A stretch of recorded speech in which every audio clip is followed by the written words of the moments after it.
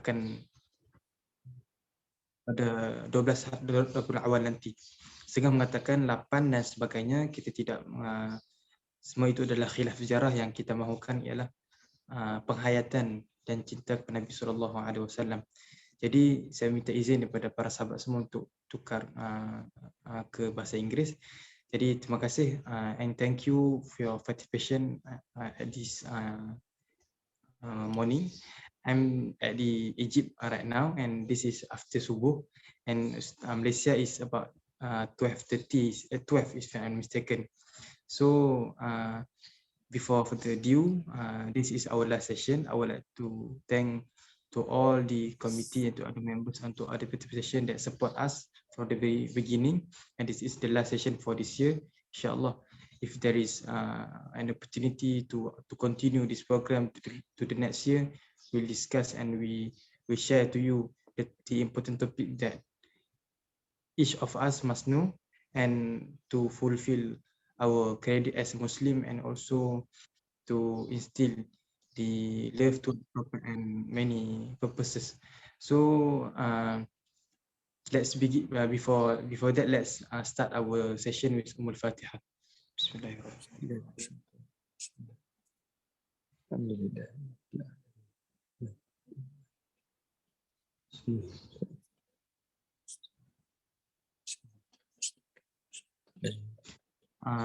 To the one that just joined, you may submit your admission to the I-10, and also I would like to introduce our speakers today. His name is Ustaz Sheikh Harun Nizam, and he's a master of Usul Fiqh in Azhar. And then she has experienced a lot of talaqi with the teachers, or we call as mashayikhuna here at the Egypt, and many fields that he has completed his proficiency and very excellent and master in many fields. So he is very well known of his love to the Prophet. He conduct a program of 1,000 salawat in every Friday. So you may join in his FB named Harun Nizam, and we salawat to Rasulullah SAW together. So, but without further ado, I would pass the program to our great speaker, Ustaz Harun Nizam. فليتفضل مأجورا ومشكورا. Assalamualaikum warahmatullahi ta'ala wabarakatuh.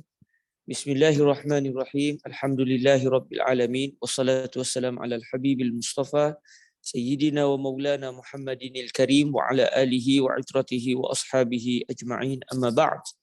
Alhamdulillah, kita bersyukur kepada Allah Subhanahu wa ta'ala di atas keizinan daripada Allah kita dapat bertemu lagi. Setelah kita bertemu sebulan yang lepas, kita bertemu lagi pada bulan kelahiran Sayyiduna Rasulullah sallallahu alaihi wa alihi wasallam, yang apabila kita masuk saja bulan Rabiul Awal ini, kita akan lebih banyak mendengar perbahasan, perbincangan khusus tentang Sayyiduna Rasulullah sallallahu alaihi wasallam.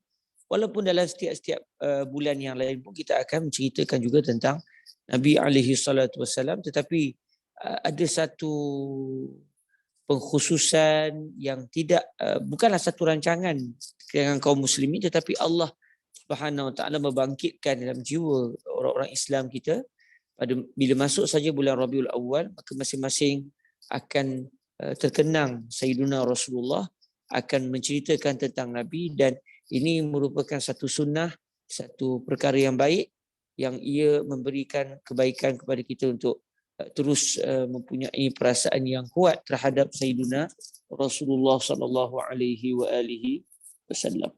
Para hadirin yang dirahmati Allah Subhanahu wa taala, dalam tempoh sampai pukul 12.30. Kita sampai 12.30 kan, akhi? Perbahasan kita. Sampai 12.30 kalau saya tak silap je lah. Sampai 12.30 ya. Jadi saya akan mengambil peluang ini untuk berkongsi dengan para hadirin yang dirahmati Allah Subhanahu Wa Taala tentang beberapa maklumat penting yang telah didatangkan oleh mantan Mufti Mesir iaitu Fadilatul Syekh Ali bin Jum'ah. Beliau ada mengarang tahun lepas satu kitab yang berjudul Al-Maulid Al-Ali, kelahiran yang tertinggi, iaitu merujuk kepada kelahiran Sayyidina Rasulullah sallallahu alaihi wasallam. Jadi sangat menarik buku ini. Dia satu buku yang ringkas. Kalau dalam bahasa Arabnya sekitar 50 muka surat. Lalu saya telah membuat ringkasan perkara ini, buku ini. Nanti saya akan serahkan kepada moderator untuk boleh disebarluaskanlah kepada masyarakat. Ia adalah satu ringkasan yang saya buat terhadap kitab ini, dan ia bagi saya sangat penting untuk kita sekurang-kurangnya dalam menceritakan tentang Nabi. Ada beberapa asas utama yang perlu sama-sama kita ketahui biar semua kaum muslimin ini memiliki satu kesefahaman dari sudut pengetahuan terhadap Sayyidina Rasulullah sallallahu alaihi wasallam. Tetapi untuk mengetahui secara terperinci itu semestinya kita perlu untuk mempelajari secara khusus tentang sejarah hidup Nabi alaihi salatu wasallam, ataupun untuk mengetahui dengan lebih lanjut juga kita berkecimpung dalam bidang pembacaan hadis-hadis Rasulullah sallallahu alaihi wasallam. Namun walau bagaimanapun bila datang Rabiul Awal ini, antara kitab yang akan menjadi pautan, menjadi kegemaran para Muslim adalah kitab-kitab yang menceritakan tentang detik-detik kelahiran baginda Nabi Muhammad sallallahu alaihi wasallam. Mengapa menyambut kelahiran baginda Nabi ini satu perkara yang penting? Mengapa ia menjadi satu perkara yang penting?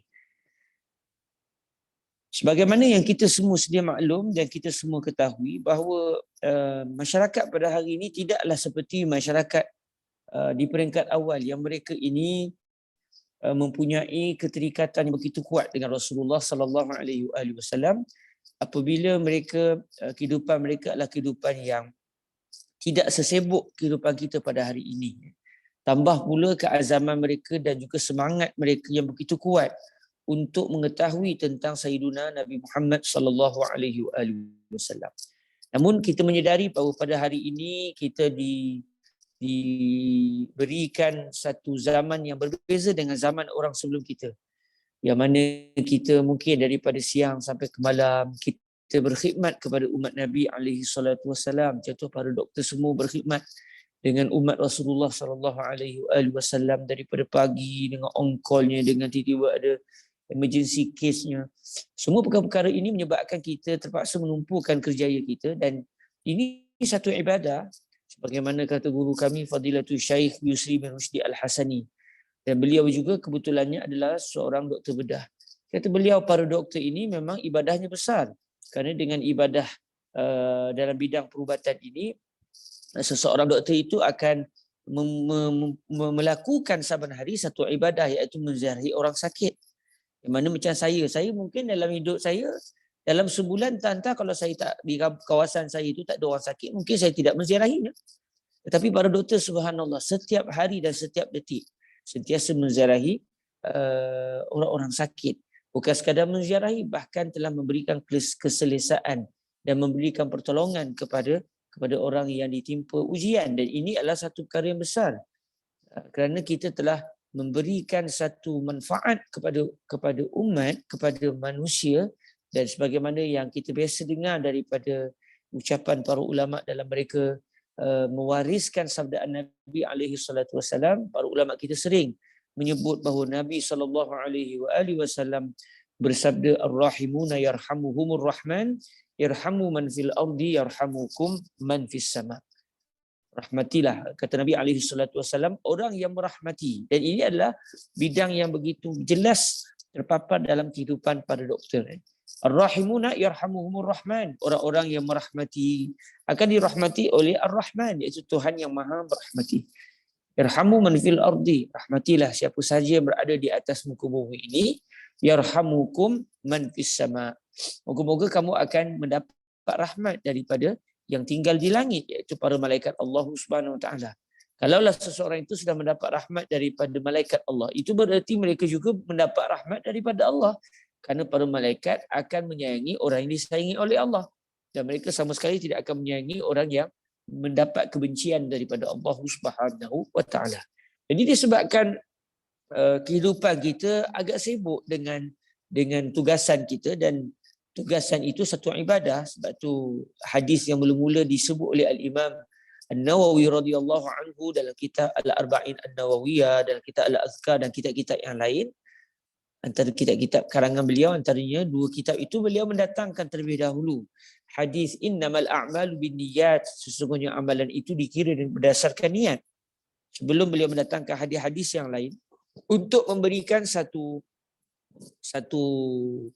buah fikiran kepada kita betapa pentingnya kita menjadikan segala kehidupan kita di atas dunia ini adalah untuk tujuan mencari keridhaan Allah. Nak berceramah kerana Allah, nak mengubat orang kerana Allah, nak memberikan perkhidmatan kepada manusia kerana Allah. Kalau sahabat-sahabat kita yang mungkin bertugas sebagai penghantar makanan, abang-abang Grab contohnya, yang mereka ataupun Foodpanda yang mereka ini bertugas untuk menghantar makanan kepada orang yang memerlukan makanan. Jadi kalau semua ini dilakukan atas dasarkan Allah, mencari keridhaan Allah dan untuk memudahkan umat Nabi Muhammad sallallahu alaihi wasallam, ini bukan satu benda yang sia-sia dan ia bukan semata-mata satu pekerjaan, tapi ia adalah satu ibadah yang bakal diganjari oleh Allah Subhanahu wa taala dengan ganjaran yang begitu besar. Dalam satu hadis yang lain, Nabi sallallahu alaihi wasallam pernah menyatakan, kalau baginda dapat berada seketika bersama orang yang berhajat, yang mempunyai keperluan, itu lebih Nabi sukai berbanding dengan Nabi beriktikaf dalam masjid baginda Nabi sendiri selama sebulan. InsyaAllah awal bulan depan, 3 hari bulan, hari Isnin depan lah, saya akan menghadap Rasulullah di Al-Madinah Al-Munawwarah bi Rasulillah, dan selepas itu akan menunaikan ibadah umrah di Makkah Al-Mukarramah. Semestinya bila kita sampai ke Madinah, yang kita memang gila sangat adalah kalau boleh setiap waktu salat kita itu adalah di sisi Rasulullah sallallahu alaihi wasallam, di dalam masjid baginda Nabi alaihi salatu wasallam. Tetapi dengan hadis yang kita dengar daripada Rasulullah sallallahu alaihi wasallam, walaupun beriktikaf di masjid Nabi itu adalah satu ibadah yang sangat besar, sehingga kalau menurut guru kami Fadilatul Syekh Yusi, pahala beribadah di dalam masjid Nabi itu berganda-ganda lebih banyak daripada kita beriktikaf dalam Masjid Al-Haram itu sendiri, dalam berdasarkan beberapa padanan hadis-hadis yang pelbagai. Jadi maknanya memang kita gila nak beriktikaf, kita gila nak sentiasa bersama dengan Nabi, tetapi Rasulullah memberikan satu gambaran yang lain. Orang yang berkhidmat kepada manusia, yang memudahkan urusan manusia, itu pahalanya lebih besar daripada beriktikaf selama sebulan di dalam masjid baginda Nabi. Bila sebut beriktikaf selama sebulan, maksudnya sebulan tak keluar langsung daripada masjid Nabi. Oh, bukan satu ibadah yang senang. Dan kalau boleh dilakukan, kita tidak boleh bayang bagaimana cucuran pahala yang bakal Allah Subhanahu Wa Taala berikan kepada orang yang beriktikaf sebulan di dalam masjid Nabi, tidak keluar sama sekali daripada ribaan hadrat Sayyidina Rasulullah sallallahu alaihi wasallam di sisi masjid baginda. Tetapi memberikan perkhidmatan kepada seseorang walau seketika itu lebih besar pahalanya daripada beriktikaf di dalam masjid baginda Rasul. Maknanya yang kita lakukan pada hari ini memang adalah satu ibadah yang besar, tetapi dengan syarat mestilah dilakukan kerana mencari keredaan Allah Subhanahu wa taala. Namun disebabkan kita mempunyai tugasan beribadah kepada Allah dalam bentuk berkhidmat kepada manusia, maka semestinya tidak dapat dielakkan kita mungkin kekurangan masa untuk mendalami tentang Sayyidina Rasulullah sallallahu alaihi wasallam. Jadi apabila datangnya musim Maulid ini, para ulama kita mengambil kesempatan untuk memfokuskan segala perbahasan mereka berkait dengan Nabi alaihi salatu wasallam. Walaupun pada bulan-bulan yang lain juga tidak akan berlalu satu hari melainkan akan disebut tentang Nabi alaihi salatu wasallam. Tetapi untuk bulan Rabiul Awal itu lebih meriah lagi sebutan pengkisahan tentang Nabi alaihi salatu wasallam, supaya masyarakat Muslim yang hidupnya sehari-harian beribadah dengan mencari rezeki yang halal, dengan berkhidmat kepada manusia, memudahkan urusan manusia, mereka juga tidak terlepas untuk mengetahui tentang junjungan baginda Rasulullah sallallahu alaihi wasallam. Maka dalam waktu yang singkat ini, saya ingin berkongsi beberapa maklumat yang penting yang didatangkan oleh Fadilatul Syekh Ali bin Jum'ah hafizahullah subhanahu wa ta'ala di dalam kitab beliau Al-Maulid Al-Ali yang menceritakan tentang baginda Nabi SAW dalam sudut yang didatangkan oleh beliau, yang semestinya bagi beliau ini adalah perkara yang begitu penting untuk disalurkan kepada masyarakat. Para hadirin yang dirahmati Allah Subhanahu Wa Taala, antara yang disebut oleh beliau, hari kelahiran Rasulullah itu adalah hari raya sebenarnya kita semua. Hari raya kita. Ini mungkin agak terperanjat kita dengar, hari raya. Maknanya sebagaimana kita gembira dengan hari raya Aidil Adha atau hari raya Aidil Fitri ataupun hari kelahiran kita sendiri, sebenarnya hari raya paling agung, hari gembira paling agung dalam hidup kita adalah hari kelahiran Rasulullah sallallahu alaihi wasallam. Walaupun kita tidak berada di saat itu, di saat baginda dilahirkan, sebenarnya itu merupakan hari raya paling agung, hari paling gembira paling agung bagi seluruh manusia, seluruh makhluk Allah Subhanahu Wa Taala. Walaupun kita tidak sempat pada hari tersebut kerana kita lahir lebih lewat, tetapi memperingati hari tersebut berarti kita memperingati satu detik paling agung yang pada Allah Subhanahu Wa Taala ciptakan sepanjang penciptaan dunia ini. Kata beliau dalam ringkasannya, hari kelahiran Rasulullah sallallahu alaihi wasallam adalah siang hari paling istimewa sebab Rasulullah sallallahu alaihi wasallam lahir selepas waktu subuh, sewaktu fajar mula menyingsing, itulah Rasulullah sallallahu alaihi wasallam dilahirkan ketika itu. Kata beliau, hari kelahiran, pagi kelahiran Rasulullah sallallahu alaihi wasallam adalah siang hari paling istimewa berbanding dengan sebarang siang hari yang lain. Bahkan siang hari kelahiran baginda adalah merupakan siang hari buat agama Islam dan kaum muslimin. Sebagaimana yang pernah diungkapkan oleh seorang ulama yang bernama Al-Imam Ibnu Al-Jazari, kata beliau, wal haqiqatu anna yawma maulidihi sallallahu alaihi wasallam Eidun lil Islam. Hakikatnya hari kelahiran, siang hari kelahiran Rasulullah sallallahu alaihi wasallam itu sebenarnya adalah hari raya buat agama Islam. Kerana dengan kelahiran Rasulullah bermulalah detik-detik kemuliaan Islam dan akhirnya bermulalah ataupun berterusanlah kemuliaan-kemuliaan itu dengan kebangkitan Rasulullah, penerimaan wahyu, penghijrahan ke Al-Madinah dan juga ditutup dengan kewafatan Nabi alaihi salatu wasalam. Namun tidaklah bererti Islam itu berakhir. Bahkan berterusan sampai ke hari kiamat, di mana detik paling penting, detik paling agung iaitu dengan kemunculan Sayyiduna Rasulullah sallallahu alaihi wasallam. Bahkan kalau menurut Al-Imam Al-Bajuri, sebab Rasulullah lahir pada siang hari, siang dalam kefahaman orang-orang Arab dan juga dalam kefahaman agama kita, siang ini didahului oleh malam. Sekarang ni kita berada pada hari Khamis. Malam semalam, malam yang kita tidur tadi itu adalah malam Khamis. Malam datang dahulu sebelum siang. Jadi kata Al-Imam Al-Bajuri, seorang ulama besar dalam mazhab kita, mazhab Imam Asy-Syafi'i, kata beliau, wa afdalul layali 'ala al-itlaq lailatul maulidi syarif lima tarattaba 'ala zuhurihi sallallahu alaihi wasallam fiha minan naf'il azim, minan naf'il amim wal khairil azim. Seafdal malam secara mutlak. Mais kalau orang tanya dalam banyak-banyak malam atas dunia ini, malam mana paling istimewa? Jawapannya adalah malam kelahiran Nabi Muhammad alaihi salatu wasalam. Kerana malam itu adalah malam permulaan yang akan membawa kepada kelahiran Rasulullah sallallahu alaihi wasallam. Kerana kata beliau, dengan kemunculan Nabi alaihi salatu wasalam, itu adalah satu manfaat yang menyeluruh dan kebaikan yang agung. Kerana dengan lahirnya Nabi, bermulalah siri kebangkitan seorang Rasul sallallahu alaihi wasallam. Fadilatul Syekh Ali bin Jumaah juga mendatangkan satu perbahasan. Wajarkah kita meraihkan detik kelahiran Nabi walaupun kita tidak sempat pada waktu itu kerana kita lahir lebih lewat daripada Nabi, tetapi wajarkah kita memperingati kelahiran Rasulullah sallallahu alaihi wasallam saban tahun? Kata beliau dalam kitab Al-Maulid Al-Ali, setiap kali tarikh kelahiran Rasulullah sallallahu alaihi wasallam muncul pada bulan Rabiul Awal, para ahli kecintaan akan bangun merayakan detik yang sangat bermakna ini sebagai menyahut seruan Allah Ta'ala dalam surah Ibrahim ayat yang kelima, wa dzakirhum bi ayyamillah, yang bermaksud ingatkanlah mereka dengan hari-hari Allah. Maksudnya hari-hari yang pada hari tersebut Allah mentakdirkan berlakunya peristiwa-peristiwa agung.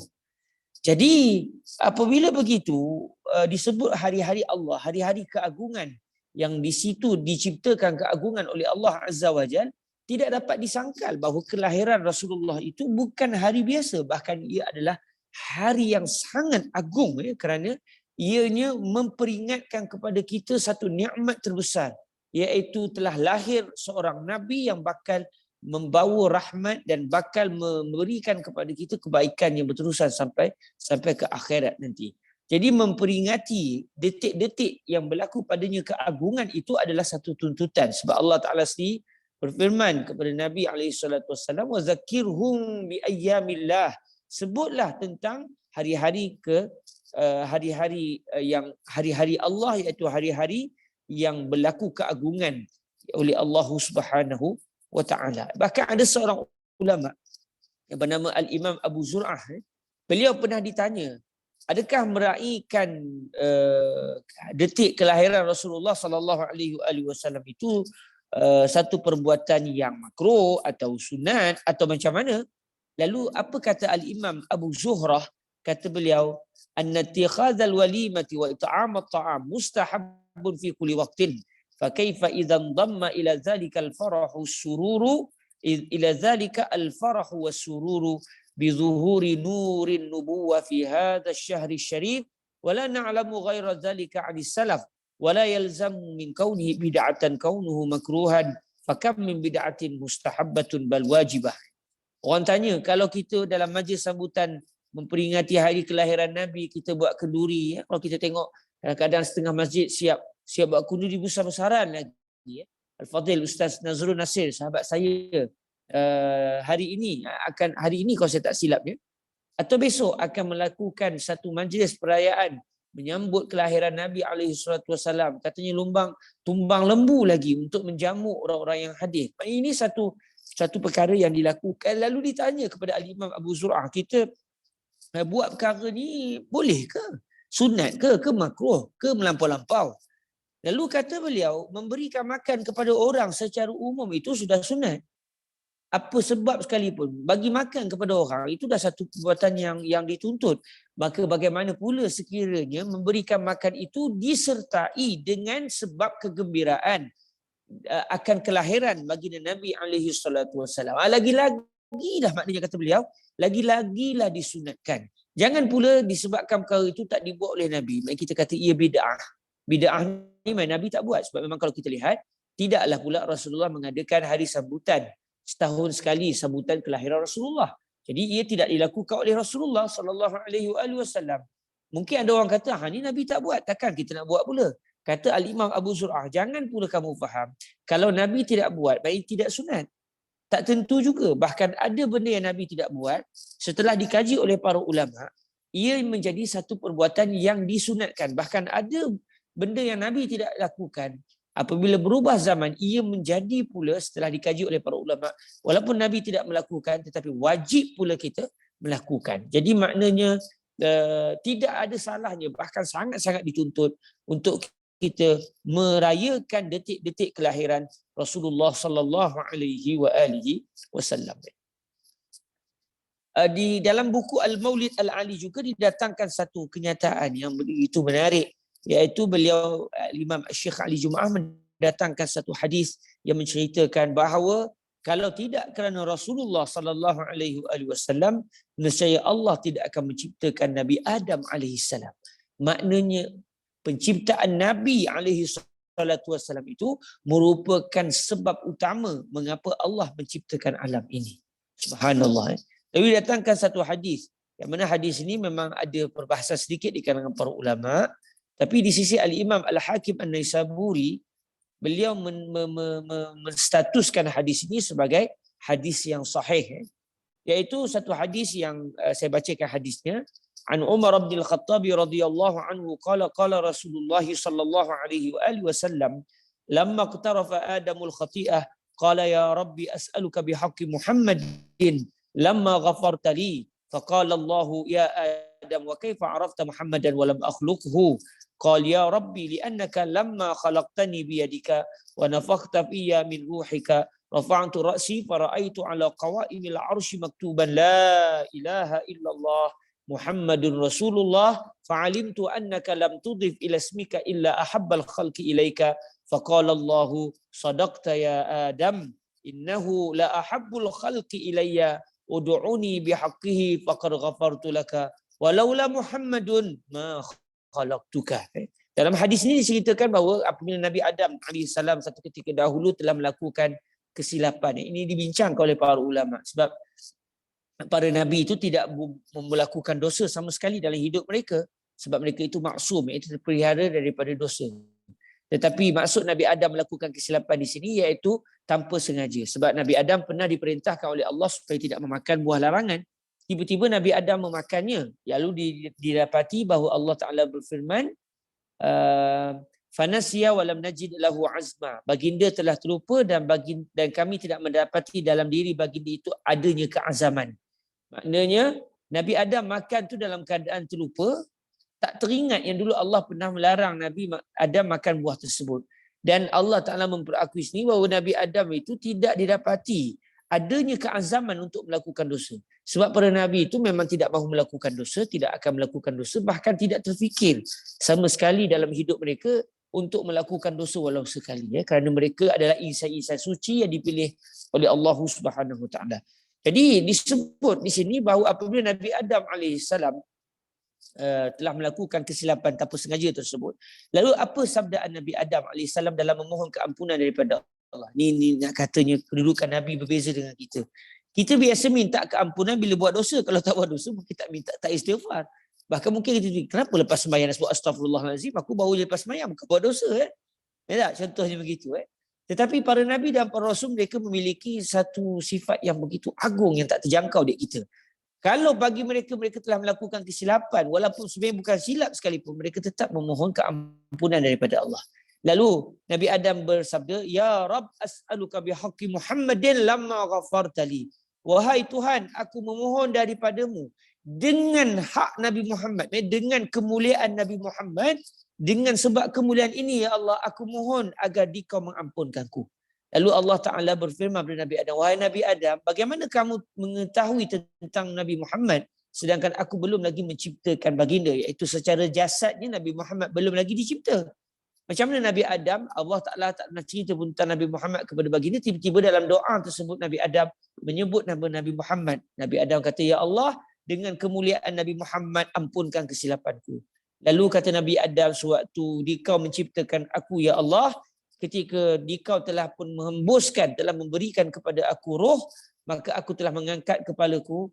Lalu aku mendapati tertulis di tiang-tiang aras kalimah la ilaha illallah Muhammadun Rasulullah. Lalu tahulah aku bahawa Dikau tidak akan menggandingkan sesuatu dengan namamu, melainkan yang digandingkan itu juga adalah nama makhluk yang paling Dikau cintai. Sebab Dikau sebut tiada Tuhan melainkan Allah, Muhammad adalah pesuruh, adalah utusan Allah. Maka tahulah aku, kata Nabi Adam, bahawa Muhammad itu disebabkan Dikau ya Allah menggandingkan namanya dengan namamu, tahulah aku bahawa Muhammad itu adalah makhluk yang paling Dikau cintai. Lalu kata Allah Azza wa Jalla kepada Nabi Adam, ya sadaqta ya Adam, innahu la ahabbul khalqi ilai, ud'uni bihaqqihi faqad ghafartu laka walaula Muhammadun ma khalaqtuka. Wahai Adam, kamu telah benar. Ucapanmu itu benar wahai Adam. Sesungguhnya dia, iaitu Nabi Muhammad, adalah makhluk yang paling sekali aku cintai.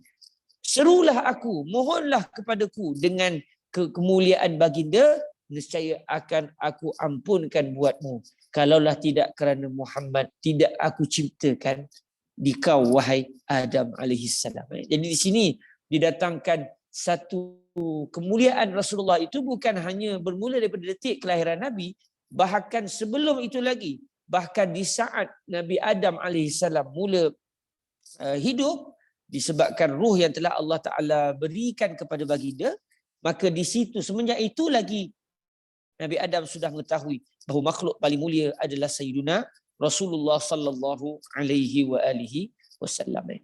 Di dalam karya ini juga didatangkan satu perkara penting, iaitu dalam menyelesaikan kesilapan yang berlaku pada hari ini, iaitu tentang sebahagian pihak yang mendakwa bahawa ayah dan ibu Nabi itu dalam api neraka Allah Subhanahu Wa Taala. Ada setengah orang kata Nabi Adam, ayah Nabi Muhammad iaitu Sayyidina Abdullah, dan ibu Nabi iaitu Sayyidatuna Aminah itu dalam api neraka, tidak selamat mai di akhirat kelak. Lalu Fadilatul Syekh Yusri, Fadilatul Syekh Ali bin Jum'ah dalam kitab ini telah mendatangkan satu kenyataan bahawa sebenarnya kalau kita mencintai seseorang, kita tidak akan menyakiti orang yang kita cintai. Dan kita semua mengaku kita mencintai Nabi, dan bukan sekadar mengaku, memang betul. Semua umat Nabi alaihi salatu wasallam mencintai Rasulullah sallallahu alaihi wasallam. Jadi orang yang mencintai, dia tidak tergamak untuk menyebut sesuatu yang akan menyebabkan hati orang yang dicintainya itu terguris. Makanya kalau kita kata ayah Nabi dan ibu Nabi dalam api neraka, agak-agak Rasulullah suka atau Nabi gembira? Semestinya hati Nabi akan terguris, Nabi akan sedih sebelum kita bincang sama ada ayah Nabi atau ibu Nabi itu betul-betul dalam api neraka ataupun tidak. Tetapi dengan menyatakan bahawa ayah dan ibu Nabi itu dalam api neraka, itu pun pasti akan mengguriskan hati Nabi. Sedangkan kita semua adalah para pecinta Rasulullah sallallahu alaihi wasallam. Batu guru saya almarhum Fadilatul Syekh Sa'ad bin Sa'ad Jawish Al-Husaini, pernah orang tanya beliau, ayah Nabi dan ayah ibu Nabi itu dalam api neraka atau tidak, wahai Syekh? Berubah wajah guru saya. Beliau ni seorang yang lembut, orangnya lembut, tapi di saat itu nampak berubah muka beliau, dan beliau menyatakan, apa soalan macam ni? Kamu suka kalau aku sebut ayah kamu dalam api neraka, ibu kamu dalam api neraka? Semestinya kamu tidak akan suka kalau aku kata mak ayah kamu dalam api neraka. Macam mana pula kamu boleh tergamak bertanya kepada aku soalan, adakah ayah Nabi itu dalam api neraka ataupun tidak? Lalu setelah beliau, iaitu Fadilatul Syekh Ali bin Jum'ah, mendatangkan bahawa menyatakan ayah dan ibu Nabi dalam api neraka itu sudah mengguruskan hati Nabi, iaitu bertentangan dengan adat orang yang bercinta, maka didatangkan pula hadis ataupun ayat Al-Quran, didatangkan ayat Al-Quran yang menyatakan sebenarnya seluruh keturunan Rasulullah daripada Nabi Adam sampai kepada Rasulullah, kesemua mereka adalah menyembah Allah Subhanahu Wa Taala. Lalu didatangkan ayat surah Asy-Syu'ara ayat yang ke-219, dinyatakan Allah berfirman, wa taqallubaka fis sajidin. Dialah Allah yang melihat perpindahan anda wahai Rasulullah di dalam orang-orang yang sujud. Ini kerana sebagaimana yang disebut oleh para ulama kita, Rasulullah itu sebenarnya diciptakan Allah sebelum diciptakan Nabi Adam lagi. Kerana roh Nabi Muhammad itu lebih awal diciptakan sebelum diciptakan jasad Sayyidina Adam.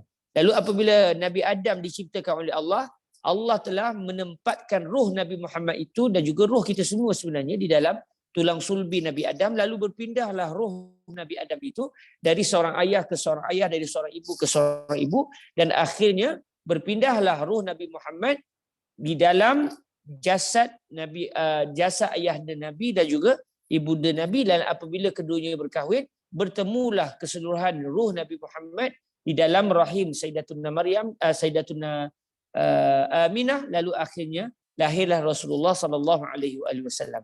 Jadi menurut Fadilatul Syekh Ali bin Jum'ah, ayat yang ke-219 daripada surah Asy-Syu'ara ini menunjukkan bahawa Nabi Muhammad itu berpindah-pindah roh baginda daripada kalangan orang-orang yang sujud, iaitu sujud kepada Allah Subhanahu Wa Taala. Maka ini menunjukkan ayah Nabi, ibu Nabi, datuk Nabi, nenek Nabi, moyang Nabi, sampai kepada Nabi Ibrahim, ayah Nabi Ibrahim, ibu Nabi Ibrahim, datuk Nabi Ibrahim, nenek Nabi Ibrahim, sampai ke Nabi Adam AS, tidak ada seorang pun yang tidak sujud kepada Allah, bahkan semuanya sujud kepada Allah Subhanahu Wa Taala. Jadi ini antara yang disentuh, dan banyak lagi sebenarnya yang disentuh oleh Fadilatul Syekh Ali bin Jum'ah tentang detik-detik kelahiran Nabi. Namun dengan waktu yang terbatas ini, sekurang-kurangnya kita dapat mengambil sedikit cerisan kisah yang ditulis oleh Fadilatul Syekh Ali bin Jum'ah dalam kitab beliau Al-Maulid Al-Ali, dan semoga dengan kedatangan bulan Rabiul Awal ini, kita hari ini hari Khamis berada pada 3 Rabiul Awal, kita berada pada 3 Rabiul Awal. Moga-moga sebulan ini kita jadi sibuk, kita jadi gila nak tahu tentang Nabi. Biiznillah subhanahu wa ta'ala. Orang yang gila mencintai Nabi, insya-Allah akan bersama dengan Nabi di akhirat kelak. Biiznillah subhanahu wa ta'ala. Saya mohon kemaafan, patutnya saya kena berhenti lebih kurang 5 minit ke 10 minit kok ada soalan. Tetapi udah terlewat pula ya. Jadi saya berhenti setakat ni dahulu. Kok ada soalan dan boleh kita jawab laju-laju kalau ada. Terima kasih. Saya mohon maaf di atas kekurangan saya dalam menyampaikan bicara. Allahumma salli ala sayyidina Muhammadin atirillahumma majalisana bisalati ala khairil bariyah waghfir lana ma qad kana wa ma yakunu bijahih. Allahumma salli wa sallim ala sayyidina Muhammadin nuriz zati wasirris sari fi sairil asma'i was sifat wa ala alihi. Allahumma amin. Terima kasih. Assalamualaikum warahmatullahi wabarakatuh.